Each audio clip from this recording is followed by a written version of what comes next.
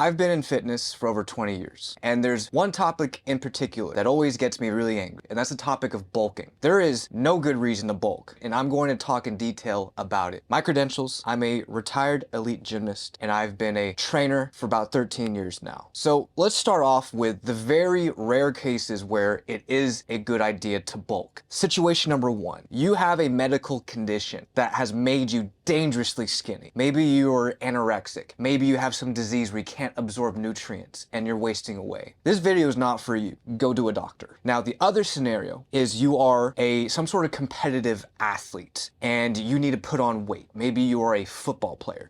Maybe you want to be a competitive bodybuilder. Those are the very rare circumstances where bulking might be a good idea. Might, not guaranteed, just might. So if you're watching this video about bulking, that probably means you've been thinking about bulking. You are bulking or looking about how to bulk effectively. Well, let me just tell you right now, don't bulk. Don't be an idiot. Why are you bulking? Let's start off by asking, what is the point of bulking? The idea of bulking is that you can put on more muscle if you are in a calorie surplus. Now, this is true. Scientifically speaking, if you are in a calorie surplus while strength training, you will put on just a little bit more muscle, but just that, just a little bit. Now, this is where the idea of bulking kind of loses all credibility. Do you need to be in a calorie surplus to put on muscle? No. Can you actually put on muscle while losing weight? Yes. Because what I really don't understand about bulking is that it's not like it increases the amount of muscle you gain by 20%, 15%, 10%, maybe 5, maybe 3, okay? It's very minimal. The amount of leverage bulking gives you in regards to muscle growth, it is very little, but the risks of bulking are so great. Here is, in essence, the biggest reason why I am against bulking. Let's take the average Joe. The average Joe is like,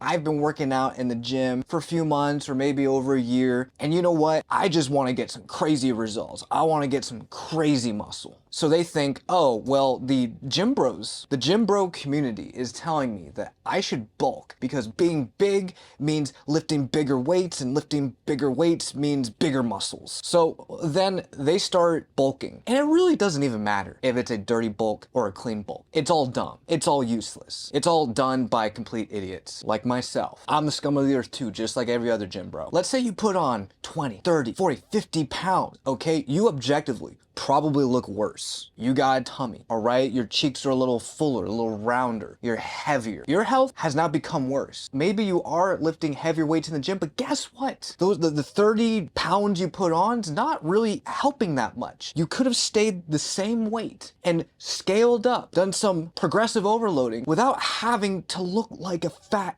Congrats. You're lifting maybe a smidge more than you would have if you did not bulk. And let's say now it's been 6, 7, 8, 9 months. And you're like, okay, you know what? I've been bulking for a while. I'm 50 pounds heavier. I feel stronger. When I look in the mirror, I look disgusting, but I did it. I bulked. Then you tweak your shoulder. Then you tweak your hip. Then you tweak your back. Something happens because when you're trying to lift the most weight, that's when you're going to tweak yourself. Because let's be real, you weren't stretching. You weren't doing stability, mobility exercises. No, if you're the type of person that bulks, you're probably the type of person that doesn't do any of the stuff you're supposed to do. Again, I'm not trying to be insulting. I've just been in the industry for so long, I know how it is. So now, you don't really exercise as much, but now your eating habits have vastly changed because you've been bulking for a while. You like bulking. There's a lot of freedom in it. So now, you start to gradually lose the muscle, then lose the strength. Now, muscle doesn't go away very fast. Once you've built it, it actually genuinely takes a long time to lose the muscle you've gained. But your eating habits don't change. But now your exercising habits have changed. And before you know it, a couple months have passed, and you're not really working out anymore. And you realize, oh man, I need to start getting back in the gym. I'm looking soft. I'm big. I'm uglier now. What? Ooh, okay, I need to get back into it. And then you get back into the gym, and you're weaker and you're heavier. Your endurance is bad. And then this is just the scenario that I see a lot. You fall off. Okay, a lot of people fall off 6 months into a bulk, and this is just so detrimental because now you're fat. You're uglier now. You're less healthy. And for what? You were like 3% stronger than you would have if you didn't do the bulk, but now you're like 20% heavier. This is what I see happens so much. I have been training for over 20 years consistently. I've never stopped. I refuse to do things that are dumb. I'm trying to work out forever. I'm trying to be that 90-year-old in the gym who's still doing handstands, who's still doing bench press, who's still squatting. This is why I'm so against bulking. You need to assume that you're going to mess up. You need to assume that something bad's gonna happen, okay? I'm not saying be paranoid. I'm not saying be scared in the gym, but just assume that you need to take the most sustainable approach because life is unpredictable. Life is difficult. And if we have a training plan that relies on us being in a perfect world scenario where all the variables are controlled, you're gonna fail. So if you're ever talking to somebody or somebody is telling you that, hey, you should aim for this weight, or I want to be, I'm 170 now, I want to hit 210.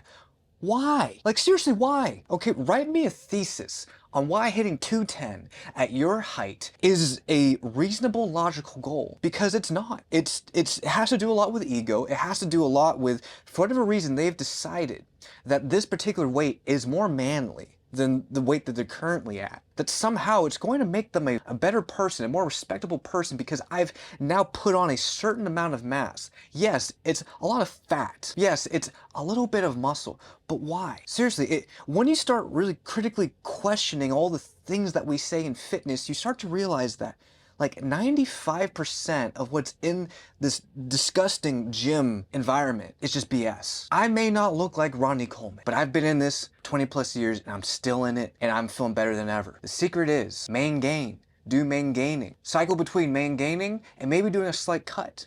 Because guess what? There are no health benefits to being heavy, okay? There's nothing good comes with being heavy. Every good thing in health comes with being lean, being light. You'll feel better. You'll have better energy. You'll have better endurance. You'll live longer. All of the benefits are being lean. I'm not saying you gotta be shredded, okay? Because being shredded isn't necessarily healthy either.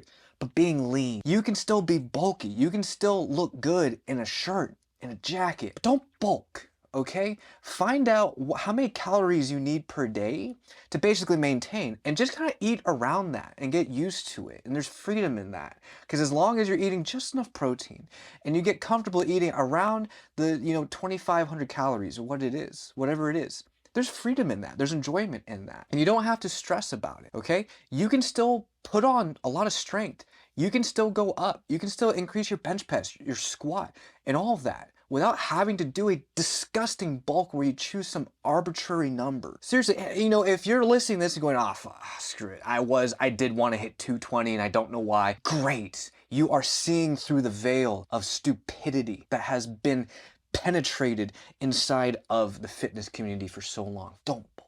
Be lean, be healthy. Think about you when you're 60, 70, 80. How many bulking cycles can you really take? And which bulking cycle is going to be the one where you mess it up? Where you stop working out and then the bulk never ends. Now you're fat. And it's all because you wanted to put on 2 more pounds of muscle. When you say these things out loud, you realize how dumb it is. If you disagree with me, make your best case for why bulking is superior to main gaining or cutting. Now again, I'm not talking about people who have a medical issue where they are too skinny out of the conversation. I'm not talking about like the pinnacle 1% competitive athletes because they train so many days that they have to eat like 4,000 calories a day just to maintain. That's not part of the conversation, because that's probably not you. If that's you, you're not looking up for advice on YouTube. You're listening to your coach that you probably pay a lot of money to. Okay, I've received that type of coaching and I've actually been that coach. So I'm here to tell you, if you are an average Joe who wants to look good, who wants to be strong, who wants that six-pack, who wants big biceps, who wants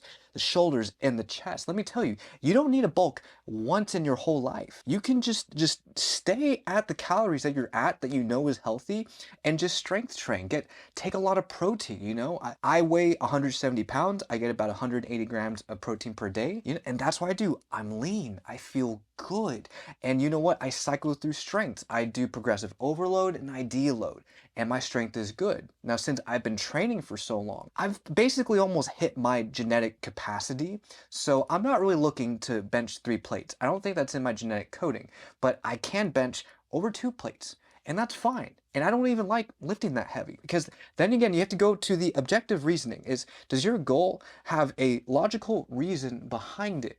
Or is it purely just superficial? Is it purely just for ego? And that's okay if it is, but I've just been in this for so long that I don't set goals like that. There's no reason to set goals. They're just ego and superficial. Okay, the goal is to go to the gym tomorrow. The goal is to feel good enough and be healthy enough to where you can go the next day. If your goal sabotages tomorrow, it's not a good goal. And let me tell you, bulking and doing too much of bulking not only sabotages tomorrow, it means you're probably going to have less tomorrows in front of you.